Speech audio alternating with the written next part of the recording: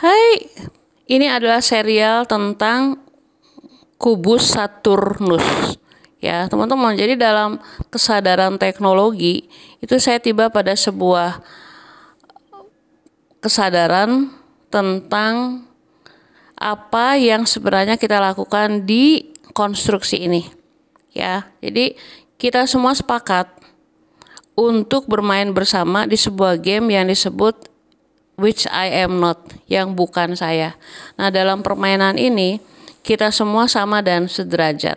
Nah, bukan suatu kebetulan bahwa ada entitas yang sangat-sangat bijaksana di sisi lain yang akhirnya memfasilitasi semua itu, dan entitas itu kita kenal dalam sejarah disebut Saturnus atau Kronos, atau dia lalu menjadi apa yang disebut Yahweh dalam kitab-kitab kuno.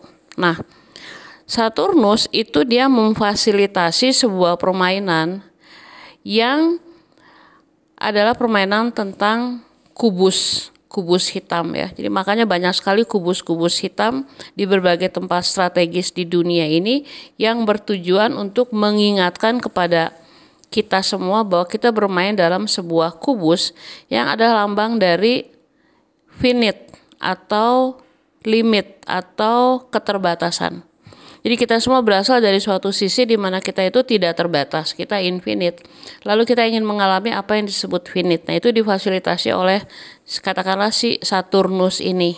Nah, teman-teman, dalam pengalaman limitasi itu, maka kita lalu mengalami bagaimana raga itu harus bisa melewati suatu proses, dan proses itu kalau kita label mungkin rasanya sakit, panik, tidak nyaman, apapun itu, tetapi dia sebenarnya adalah bagian dari pengalaman bagaimana sih rasanya kalau kita terbatas. Ya, jadi kalau misalnya kita belajar dari pengalaman selama ini tentang bagaimana kita berada di berbagai macam kotak-kotak, kubus-kubus, lalu kita keluar masuk satu kubus ke kubus lain, lalu kita merasa kita sudah tidak menjadi bagian dari kubus itu tidak merupakan suatu kebenaran, karena bagaimanapun juga permainan ini adalah permainan yang ada di dalam kubus. Nah, nanti banyak sekali pembelajaran, pencerahan dan lain-lain. Tapi dalam video ini saya mau bicara soal limitasi raga yang disebut sakit. Yang sakit ini dia bisa bersifat psikologis, dia bersifat fisik, dia juga bisa bersifat mental dan lain-lain. Nah, kita semua harus bisa menggali dari pengalaman kita sendiri, karena pengalaman kita lah yang akan menjawab pertanyaan bagaimana sih mengalami yang bukan aku, which I am not, di dalam konstruksi yang terbatas ini. Nah, teman-teman, saya punya dua pengalaman yang sangat-sangat powerful yang menjadi bagian dari refleksi saat-saat ini. Yang pertama itu adalah pengalaman ketika saya mengalami masa-masa paling sulit di SMA. Jadi saya nggak tahu waktu itu bagaimana bisa melewati masa sulit itu. Nah, kita semua mengalami masa sulit di masa remaja karena kita mengalami suatu proses mencari identitas dalam tekanan teman-teman sebaya. Yaitu masa remaja seperti itu. Lalu di masa remaja itu tekanan sebaya sekelas, terutama satu entitas yang jahat banget sama saya, dia sampai meludah meja saya, dia benar-benar memfitnah segala macam. Itu yang saya lakukan adalah diam, karena waktu itu nggak tahu mau ngapain juga sih. Nah, dalam sebuah ketidaksadaran, saya mulai menggambar bentuk spiral, dia lebih dominan berbentuk kotak, ada juga yang berbentuk lingkaran. Tapi spiral itu dia benar-benar ada di setiap buku cetak yang ada selama saya SMA. Jadi beberapa tahun kemudian ketika saya ngelihat gudang saya itu, saya melihat buku-buku saya itu semuanya bergambar spiral itu. Teman-teman, spiral itu yang membuat saya bertahan di SMA. Gambar-gambar itu mengingatkan saya secara tidak sadar bahwa saya berada dalam sebuah lingkaran spiral yang kalau dilihat dari perspektif saat ini, dia adalah suatu meditasi yang benar-benar membantu saya melewati masa-masa sulit itu. Jadi dalam keadaan nggak tahu mau ngapain, itu saya menggambar itu. Dia banyak banget, di setiap buku cetak ada gambar-gambar itu. Nah teman-teman, lalu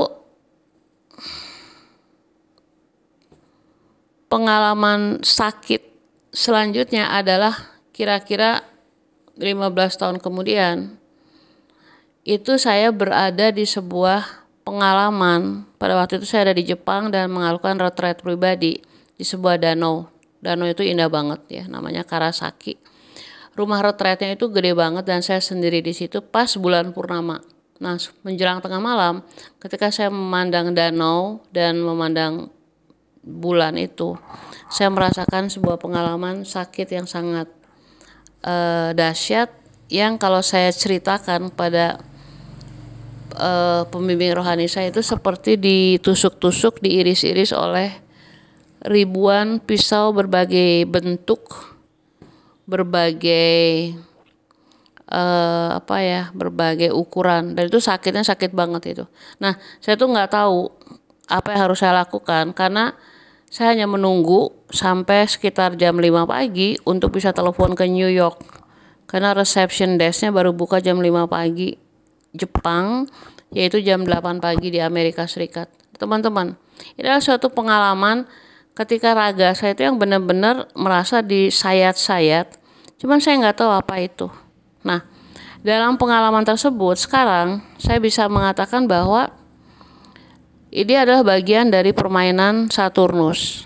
Saturnus itu dia memakai teknologi untuk memberikan pengalaman finite, pengalaman keterbatasan itu. Nah, saya baru mendapatkan jawabannya itu kira-kira kemarin.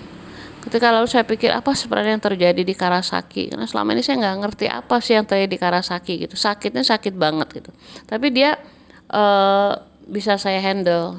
Teman-teman, kita mau bicara soal teknologi Saturnian. Jadi teknologi ini dia memakai kubus yang adalah alat untuk upload dan mendownload frekuensi. Ya, kita bermain di frekuensi, vibrasi, dan energi, dan teknologi kubus ini dia itu menyerap energi lalu menyamakannya dengan frekuensi Saturnus, yaitu frekuensi kontrol, hierarki, keterbatasan, ketakutan, dan lain-lain. Lalu dia dialirkan kembali ke massa. Dia juga bisa dialirkan secara personal. Nah, selain kubus itu ada teknologi yang disebut teknologi salib ya. Dia nggak ada hubungannya dengan Kristianitas, tapi salib ini adalah kubus yang kalau kita buka sisi-sisinya dia berbentuk kubus ya, 6 sisi yang sama yang dia hanya membentuk sebuah salib gitu. Lalu teknologi ini juga memakai ular sebagai parameter untuk menunjukkan kontradiksi paradoks di game ini. Nah, lalu bagaimana si kubus, salib, dan ular ini dia mengontrol populasi secara umum melalui bulan. Jadi bulan adalah satelit artifisial yang diciptakan oleh Kronos, oleh Saturn, yang tujuannya adalah sebagai pusat frekuensi, pusat downloading, uploading data, pusat untuk menyebarkan frekuensi, dan pusat untuk mengontrol kita, mengontrol raga, mengontrol semua yang ada hubungannya dengan raga. Ingat ya, kita nggak bisa dikontrol, jiwa kita nggak bisa dikontrol, nggak bisa. Karena jiwa kita itu dia berasal dari sisi lain, yang dia itu sama dan sederajat dengan Kronos. Tapi raga kita yang mengalami semua keterbatasan ini akan selalu dipandu oleh jiwa kita yang sama sekali tidak tersentuh oleh teknologi. Nah teman-teman, ini gambar ini saya minta AI untuk buat, dan mungkin sayanya nggak kelihatan, tapi si bulan itu dia benar-benar mempunyai suatu teknologi menemukan frekuensi mana yang kalau pas itu dia menyerang kita secara raga. Jadi sakit itu adalah secara teknologi bulan itu serangan terhadap raga kita supaya kita tetap ada dalam kesadaran keterbatasan itu. Nah, masalahnya karena kita tidak tahu data ini, lalu kita tidak melihat dalam perspektif yang lebih luas bahwa inilah sebuah permainan dan raga kita itu akan baik-baik saja walaupun kita mengalami rasa sakit yang benar-benar sakit banget gitu ya. Nah, malam itu terlewati dengan baik dan saya telepon pembimbing rohani saya, lalu saya cerita. Dia nggak banyak bicara, dia cuma bilang, jalani terus sampai nanti kalau sudah selesai baru akan di arrange next stepnya. Nah, next stepnya adalah kembali ke Amerika 3 bulan kemudian untuk jadi bagian dari inner healing di sana. Nah teman-teman, si kunci dari permainan ini adalah kita sadar kita bermain dalam game yang disebut finite, ya lawan dari infinite. Kita masuk dalam game yang disebut keterbatasan. Nah itu disimbolkan dengan ding-ding dari kubus-kubus itu. Ya, nah kita jangan melarikan diri dari kubus itu. Kita jangan berpikir bahwa kita bisa kabur. Kenapa? Karena begitu kita punya pikiran kita bisa kabur, itu kita mengakui bahwa kita ada di ketidakbebasan. Pada saat kita ingin bebas, kita berada di ketidakbebasan. Maka yang harus kita lakukan adalah kita tetap menyadari bahwa kita memang berada dalam sebuah, dalam tanda petik, kontrol hierarki yang disimbolkan lewat kubus-kubus itu. Nah masalahnya adalah kubus-kubus itu tidak diajarkan di sekolah-sekolah. Jadi kita nggak tahu kubus itu apa. Kubus itu adalah frekuensi Saturnus. Begitu kita terkoneksi dengan kubus itu, maka kita terkoneksi dengan frekuensi Saturnus. Dan frekuensi itu dikontrol oleh agen-agen Saturnus yang kita kenal dari masa ke masa, yang nggak selalu juga punya kesadaran. Banyak NPC, banyak backdrop people, dan mereka ingin memastikan kontrol hierarki mereka tetap pada tempatnya. Nah, kalau pada zaman dulu itu kubus-kubus ini tidak kita ketahui, tapi sekarang kubus-kubus itu dia bermain dengan cara yang sangat-sangat canggih melalui AI. Jadi setiap kali kita menatap handphone kita, komputer kita, laptop kita, itu adalah kubus-kubus hitam modern yang menangkap frekuensi kita.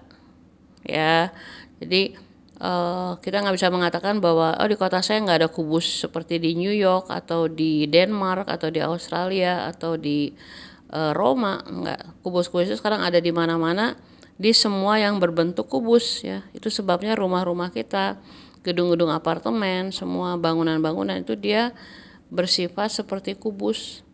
Menarik ya. Nah teman-teman, jadi dalam konteks limitasi raga yang sakit ini, itu akhirnya saya belajar bahwa yang kita lakukan adalah diam, merasakan sakit itu. Lalu memang kita dikasih tahu, kita melabelnya dengan kata rasa sakit. Tapi kalau kita keluar dari label itu, lalu kita hanya diam dalam keadaan kosong dan gelap, itu kita tidak akan terkontrol oleh teknologi kubus itu. Kita tahu ini adalah permainan, lalu dalam permainan itu ada waktu linier yang mengontrol kita, ada awal ada akhir, sesuatu yang adalah bagian dari teknologi kubus itu karena dia sangat terbatas, tapi kita tahu bahwa kita itu infinite, kita itu tidak terbatas. Jadi dalam permainan limitasi ini kita dibatasi oleh raga yang mengalami sakit, tetapi dia tidak abadi. Kita harus tahu itu. Ketika kita tahu itu, maka dalam pengalaman saya, masa SMA itu akhirnya selesai juga selama 3 tahun. Dan saya minta waktu itu saya kan masih dibesarkan secara Katolik, saya minta sama Yesus bahwa sebelum saya SMA masalah saya selesai. Nah 3 bulan sebelum ujian nasional itu masalahnya selesai. Ternyata yang dituduhkan kepada saya itu tidak terbukti, dan seorang sahabat, seorang teman itu dia secara personal dia datang dan dia bilang dia minta maaf karena selama ini benar-benar salah sangka gitu ya. Waktu itu saya nggak ada dendam sama sekali, saya cuma bersyukur karena dalam tanda petik Yesus mengabulkan doa saya. Lalu saya menangis lama banget siang itu dan dia selesai. Nah demikian juga di Karasaki, si sakit itu dia terbatas. Nah ketika kita diam itu, walaupun kita belum masuk pada suatu tingkat kesadaran spiritual, itu kita tahu bahwa sakit itu dia tidak abadi. Nah, yang membuat dia abadi adalah resistensi. Jadi, dalam permainan ini ketika kita resist dan mau kabur dari kubus hitam, itu yang akan membuat kita pertama itu tetap dikontrol oleh agen-agen yang ada di kubus itu yang memastikan permainan mereka tetap jalan. Serangannya bisa lewat farmasi, lewat medis, lewat psikologis yang membuat si sakitnya menjadi lama, menjadi kronis, menjadi kritis, menjadi penyakit bertahun-tahun. Jadi 3 tahun di SMA dan 5 jam di Karasaki, Tokyo itu, dia menunjukkan keterbatasan dalam pengalaman raga. Nah, kalau kita tahu itu kita nggak panik lagi. Kalau kita sakit kita diam aja, diam. Dan dalam keadaan kosong, artinya apa? Kosong itu tidak melabel si sakit itu.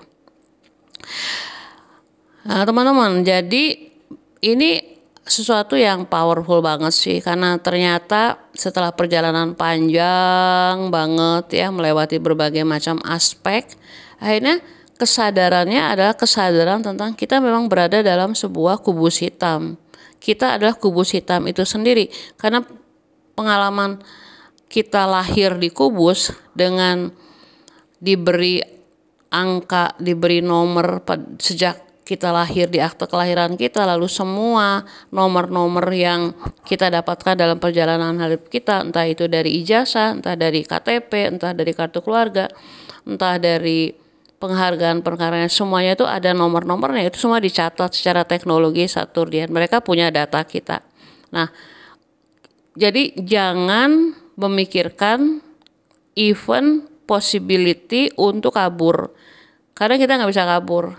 Yang kita harus lakukan adalah kita bermain cantik sebagai seseorang pengamat yang dalam pengamatan, sebagai seorang sebagai seorang pemain dalam permainan ya. Lalu kita tahu bahwa raga kita dan kubus itu dia sama dan sebangun. Bagaimana kita bisa kabur dari kubus itu kalau raga kita adalah kubus itu sendiri ya. Permainannya itu sebenarnya canggih banget sih. Jadi siapapun entitas yang kita sebut sebagai Saturnus atau Kronos atau Yahweh, itu dia benar-benar bijaksana. Dia nggak bermain di kontrol, hierarki, ketakutan. Itu hanya metode yang dia pakai untuk bisa membuat dalam tanda petik entitas-entitas lain yang mau masuk dalam permainan ini sampai pada tingkat kesadaran itu bahwa dalam keadaan terbatas, kita lupa bahwa kita tidak terbatas. Kita tidak finite, tetapi kita infinite. Dan dalam permainan ini, kita tahu banget bahwa seperti sakit, ya, itu akan selesai, maka pengalaman raga di konstruksi ini juga akan selesai, nggak ada yang abadi. Karena dalam keterbatasan itu kita dikontrol oleh waktu. Makanya Saturnus disebut sebagai dewa waktu, dan waktu itu terbatas, nggak abadi. Sedangkan kita, esensi kita adalah kita adalah infinite dan eternal. Kita itu tidak terbatas dan kita abadi. Teman-teman, jadi semuanya tentang remembering siapa kita sebelum kita datang ke sini, remembering permainan kita, lalu kita masuk dalam permainan itu bukan dengan kesadaran, karena kesadaran juga merupakan sebuah teknologi, dengan rekognisi. Rekognisi itu adalah pengakuan, bahwa kita mengakui, oh ternyata cara kerja kubus ini seperti ini. Dan kalau selama ini kita dibohongi, maka lalu kita tahu kebohongan itu juga merupakan bagian dari teknologi membatasi apa yang kita tahu tentang diri kita, yang adalah kita di sisi lain. Ini exciting banget, dan saya benar-benar merasa akhirnya, oh rupanya ujungnya memang remembering, dan banyak jalan menuju remembering. Tapi ini salah satu jalan, yaitu tahu posisi Saturnus, posisi Kronos. Lalu nanti di video lain mungkin saya akan bahas mengenai agen-agen Kronos yang kita sebut sebagai penguasa elit, kaum kabal, dan lain-lain. Mereka juga pemain, ya, kecuali kalau mungkin ada yang NPC, itu beda lagi sih. Tapi kalau kita semua adalah pemain yang sama dan sederajat, maka ayo kita bermain secara fair. Kita bermain, kita tahu aturan mainnya, lalu kita damai, tenang, tentram akhirnya. Rahayu.